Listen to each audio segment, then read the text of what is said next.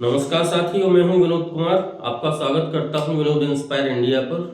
Last topic पर जो हमने चर्चा की थी, हम कर रहे थे पाषाण काल के बारे में। आज उस चर्चा को आगे बढ़ाते हैं। पाषाण काल को हमने 3 पार्ट में डिवाइड किया था। पहला पार्ट था पूर्व पुरा पाषाण काल।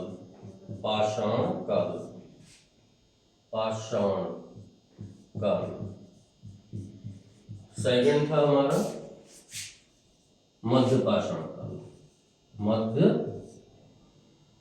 मध्यपुरा पाषाण काल।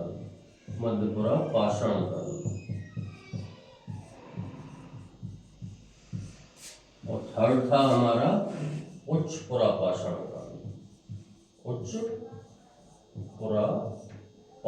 काल। ठीक है।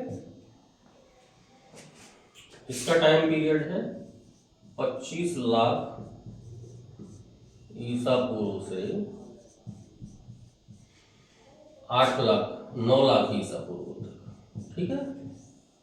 इसका टाइम है लगभग 8 लाख ईसा पूर्व से 40,000 ईसा पूर्व।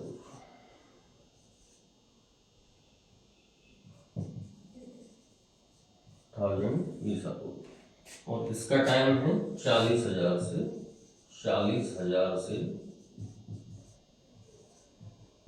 पूर्व से 10,000 ईसा पूर्व।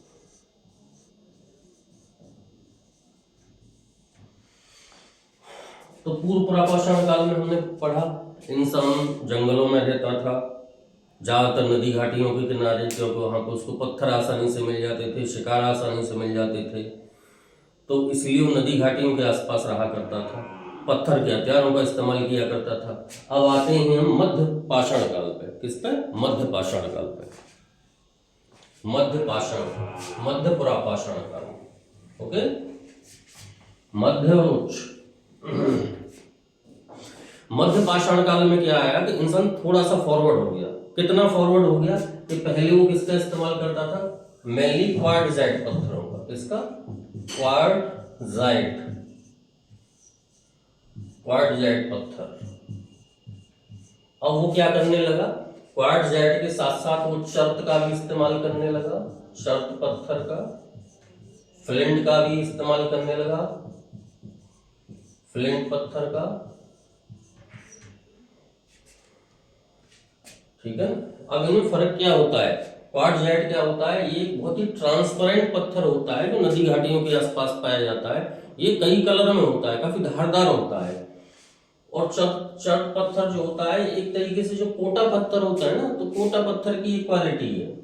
क्या है? कोटा पत्थर की इक्वालिटी है चर्त पत्थर। और फ्लिंट जो होता है, ये भी एक फ्लिंट जो होता है, इससे इन पत्थरों से रत्न भी बनते हैं। ठीक है ना। तो मध्यपुरा पाषाण काल में क्या हो गया, कितना डिफरेंस आया कि वो क्वार्टजाइट के साथ साथ दूसरे पत्थरों का भी इस्तेमाल करने लगा। अच्छा, दूसरे थोड़ा सा हथियार छोटे भी हो गए, नुकीले हो गए। तो हथियारों में कौन कौन से थे? फलक था, बेदनी, छेदनी और खुरचनी। ठीक है। ये हथियार पहले की तुलना में थोड़ा सा एडवांस हो गए, थोड़े छोटे भी हो गए। थोड़े फलक का मतलब होता है थोड़ा तीखा, ठीक है ना, थोड़ा नुकीले धारदार भी हो गए। तो इस काल के जो काल को फलक संस्कृति भी कहा जाता है। क्या कहा जाता है? फलक संस्कृति।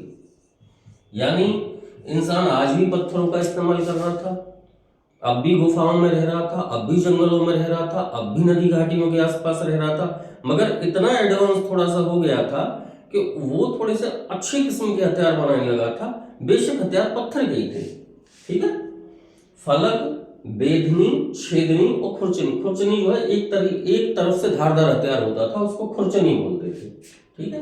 अब इनके जो पाए गए हैं साक्ष्य कहां पे पाए गए हैं? मध्यपुरा पाषाण के जो पाए गए हैं, ये पाए गए हैं आपका नेवासा। कहां पे? नेवासा, ये कहाँ पे है? महाराष्ट्र में। महाराष्ट्र के अहमदनगर एक जिला है, वहां पे एक जगह है नेवासा, वहां पे भी मध्य पुरापाषाण काल के साक्ष्य पाए गए हैं। दूसरा है चरकी। कौन सा है दूसरा? चरकी। ये कहाँ है? ये भी महाराष्ट्र में। कहाँ पे है? महाराष्ट्र में। यहां भी इसके साक्ष्य मिले हैं। तीसरा है नर्मदा घाटी। नर्मदा घाटी ये कहां पे है? ये एमपी में, मध्य प्रदेश में। चौथा है सोहन घाटी। चौथा कौन सा है? सोहन घाटी। सोहन घाटी ये कहां पे है? ये पंजाब में। ठीक है, इनकी जो प्रमाण पाए गए हैं वो इन जगहों पे पाए गए हैं। तो मुख्य हथियार कौन से थे? फलक, बेधनी, छेदनी, खुरचनी। ठीक है, कहां कहां पे इनके एविडेंसेस पाए गए हैं? नेवासा में, चरकी में, नर्मदा घाटी में, सोहन घाटी में। ठीक है, अब इस मध्य पुरापाषाण काल में भी इंसान, ये फिर से मैं बता रहा हूं कि इंसान थोड़ा सा ही एडवांस हुआ था। ठीक है, थोड़े से हथियार एडवांस यूज करने लगा था। अब देखिए उच्च पुरापाषाण काल। क्या? उच्च पुरापाषाण काल। ये उच्च पुरापाषाण काल में क्या था? इंसान थोड़ा सा और डेवलप हो गया। क्या हो गया? थोड़ा सा और डेवलप हो गया। तो डेवलप करके उसने क्या किया? हथियार तो लगभग यही थे जो कि मध्य पुरापाषाण काल में उपयोग में आते थे, मगर इसमें जो मुख्यतः आया वो आया ब्लेड और प्यूरिन। ठीक है, इसीलिए ब्लेड और प्यूरिन की वजह से, ब्लेड मतलब बहुत तीखा होता है, ब्लेड से मतलब बहुत तीखा होता है, इस कालखंड को ब्लेड प्यूरिन संस्कृति भी बोलते हैं। क्या बोलते हैं? ब्लेड प्यूरिन संस्कृति। इसके जो उपकरण है लगभग वो सेम थे। इसके जो एविडेंसेस हैं वो कहां से पाए गए हैं? ये देखिए, चौपानी मांडो ये यूपी में है, पहला है। दूसरा है संघाव केव। संघाव केव ये कहां पे है? ये अफगानिस्तान में है। कहां पे है? अफगानिस्तान में है। नंबर थर्ड, सोन तथा बेलन घाटी।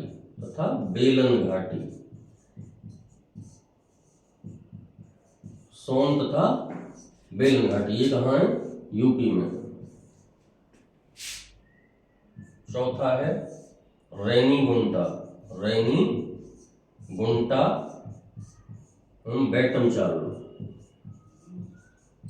बैटम चावला ये कहां पे है? ये एपी में।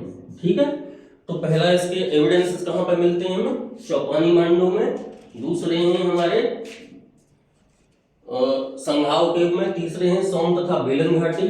चौथे हैं रेनीगुंटा और पांचवें हैं भीमबेटका। कौन से हैं? भीमबेटका। ये कहां है? ये एमपी में। ठीक है, कौन कौन से हैं? उच्च पुरापाषाण काल के हमको जो एविडेंसेस मिलते हैं वो 5 मेन जगह हैं। देखिए जरा, चौपानी मांडो है, संघाव केव है, सोन तथा बेलन घाटी है, रेनीगुंटा, बैटम चावला है, भीमबेटका है। अब इसमें से जो भीमबेटका है बहुत ज्यादा इंपॉर्टेंट है, इसको थोड़ा सा एक बार देख लेते हैं। भीमबेटका कहां पे है? भीमबेटका एमपी में है, मध्य प्रदेश में। इसमें जो सबसे पहले चित्रकारी की गई है पशु पक्षियों की, लड़ाइयों की, वो सबसे पहले हमको भीमबेटका में मिलती है। इसकी खोज किसने की थी? 1957-58 में श्रीधर वाणकर। किसने खोज की? श्रीधर वाणकर ने। कब की? 1957-58 में। तो 1990 में इसको भारत सरकार ने धरोहर के रूप में शामिल किया। ठीक है, 1990 में। 2003 ये प्रश्न अक्सर बनता है। 2003 में यूनेस्को 2003 में यूनेस्को ने इसको विश्व विरासत स्थल घोषित किया। किसने? यूनेस्को ने 2003 में इसको विश्व विरासत स्थल घोषित किया। इसमें क्या क्या है वो देख लेते हैं एक बार। इसमें जो शैल चित्र और छाया चित्र बने हुए, शैल चित्र छाया चित्र क्या होता है? जैसे गुफाएं हैं, गुफाओं पे उस समय इंसान पढ़ना लिखना तो जानता नहीं था, तो कुछ जो करता था तो अपने द्वारा जो भी वो करता था तो कुछ उसकी चित्रकारी के तौर पे उन गुफाओं की दीवारों पे बना देता था। उसको क्या कहते हैं हम? शैल चित्र या भित्ति चित्र। ये बहुत पुराने एविडेंसेस हैं इंसानी सभ्यता के, क्योंकि सबसे पहले जो होमो सेपियंस यानी जो आधुनिक मानव है उसका जो धरती पे इतिहास मिलता है वो इसी काल में मिलता है, उच्च पुरापाषाण काल में। तो क्या क्या मिला है यहाँ पर वो देखिए। इन शैल चित्रों में युद्ध, पहला पशु पक्षियों के शैल चित्र मिले हैं। किसके? पशु पक्षियों के, पशु पक्षियों के शैल चित्र मिले हैं। सामूहिक नृत्य के मिले हैं, सामूहिक नृत्य, ठीक है ना। युद्ध, पशु पक्षी, सामूहिक नृत्य। तो अब तक हमने पढ़ा, कंप्लीट किया है पाषाण काल को। पाषाण काल में पूर्व पाषाण काल, मध्य पुरापाषाण काल और उच्च पुरापाषाण काल। अब नेक्स्ट में जो हम टॉपिक लेंगे वो लेंगे नवपाषाण काल का। तो इससे आगे बढ़ते हैं, थोड़ा सा लेटेस्ट एक दो खबर है उस पर नजर डालते हैं, बात करते हैं फिर आगे करंट के विषय में। दोस्तों आज दो खबरें बड़ी मेन मुझे लगी, जो मुझे लगा कि आपसे शेयर करना चाहिए। पहला है रशिया में एक एलेक्स नवेल्नी है, उनकी डेथ हो गई है रहस्यमय तरीके से। वो 30 साल की सजा काट रहे थे, व्लादिमीर पुतिन के विरोधी थे। अब ये समझिए कि व्लादिमीर पुतिन के विरोधी क्यों थे? व्लादिमीर पुतिन के विरोधी इसीलिए थे क्योंकि वो डेमोक्रेसी चाहते थे, और रशिया में क्या है? रशिया में कम्युनिस्ट सरकार है। अब आप सोचेंगे कि तो फिर इससे फर्क क्या पड़ता है? फर्क पड़ता है, जैसे जब हम पाषाण काल पढ़ रहे हैं तो जब इंसान धरती पे आया शुरू से ही लेके उसमें लीडरशिप की बड़ी इच्छा रही। जब इंसान ग्रुप में रहने लगा, अब लीडरशिप कौन करेगा? तो लीडरशिप के समय समय पे कई तरीके ईजाद किए गए। इसमें राजा होते थे पहले, हर जगह पे अलग अलग तरीका था, ठीक है। उनमें से कुछ तरीके मैं डिस्कस कर रहा हूं। एक होता है हमारा डेमोक्रेसी, ठीक है, ये भी शासन चलाने का एक तरीका है। दूसरा है प्लूटोक्रेसी, प्लूटोक्रेसी। तीसरा है एरिस्टोक्रेसी, एरिस्टोक्रेसी। चौथा है ऑटोक्रेसी। इसके अलावा भी और कई सारे तरीके हैं, मैं बता रहा हूं डेमोक्रेसी क्या होता है। ऑटोक्रेसी होता है जब किसी एक आदमी का शासन हो, जब किसी सिंगल पर्सन की लीडरशिप हो तो उसको क्या कहेंगे? ऑटोक्रेसी, या तानाशाही भी कह सकते हैं दूसरे शब्दों में, तानाशाही, ठीक है।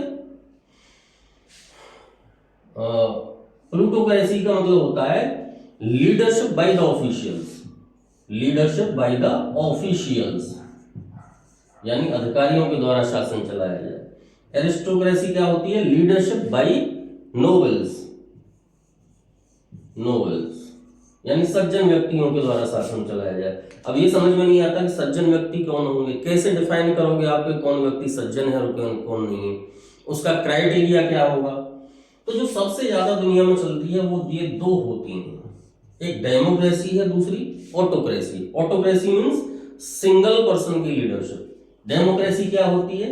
डेमोक्रेसी की बहुत सारी डेफिनेशन है, मगर उनमें से जो सबसे ज्यादा फेमस है वो है government for the people, by the people, to the people, यानी कि जनता की सरकार, जनता के लिए, जनता के द्वारा। तो जो रशिया में है, रशिया में वो कम्युनिस्ट गवर्नमेंट है। कौन सी? कम्युनिस्ट, जो कार्ल मार्क्स को मानती है। ये दो तरीके की गवर्नमेंट है इस समय, दो तरीके की विचारधारा है। जैसे जो सेकेंड वर्ल्ड वॉर के बाद ही पनप गई, एक है कम्युनिस्ट विचारधारा, दूसरी है पूंजीवादी विचारधारा। तो कम्युनिस्ट जो विचारधारा है उसका लीडर कौन है? रशिया। और जो पूंजीवादी या कैपिटलिस्ट व्यवस्था है उसका लीडर कौन है? अमेरिका। तो जो एलेक्स नवल्नी हैं जिनकी डेथ हुई है अभी रशिया में, वो कौन है? वो डेमोक्रेसी के हिमायती थे। क्या थे? डेमोक्रेसी के हिमायती थे। रशिया में वो लागू नहीं है, ठीक है। तो उनकी रहस्यमय परिस्थितियों में मौत हो गई है एलेक्स नवल्नी की। पहली खबर ये है। और दूसरी खबर है कि ताइवान गवर्नमेंट ने इंडियन गवर्नमेंट से एग्रीमेंट किया है यहां से श्रमिक ले जाने के लिए। कहां पे? ताइवान। ये फर्स्ट टाइम है जबकि ताइवान ने इंडियन मजदूरों को मांगा है। इससे पहले इजराइल के साथ हमारा एग्रीमेंट हो चुका है। बहुत सारे लोगों ने उस पर चुटकी भी ली कि क्या हम यहां से वहां पर मजदूरी करने जाते हैं। अरे भाइयों, एक बात तो सोच के देखिए, जो मजदूरी करने जाते हैं वो देश के लिए पैसा भेजते हैं, ठीक है भाई। वहां जितने खाड़ी देशों में हमारे यहाँ के मजदूर जाके काम करते हैं, वो वहां से जो पैसा भेजते हैं वो डॉलर में भेजते हैं, जिससे कि हमें रेमिटेंसेस मिलते हैं। हमारा जो विदेशी मुद्रा भंडार है वो इसी की वजह से बढ़ता है। और जो यहाँ के जो बहुत ज्यादा पढ़े लिखे लोग हैं वहां जाके सेटल हो जाते हैं, वहां से जो पैसा कमाते हैं वहीं पर एडजस्ट करते हैं। तो उनसे बढ़िया तो हमारे मजदूर भाई हैं जो वहां से पैसा कमा के अपने देश भेजते हैं, जो हमारे देश का फॉरेन रिजर्व बढ़ता है। तो उम्मीद है आज का सेशन आपको पसंद आया होगा। और दोस्तों, यदि सेशन पसंद आया है तो इस चैनल को सब्सक्राइब जरूर करें। धन्यवाद।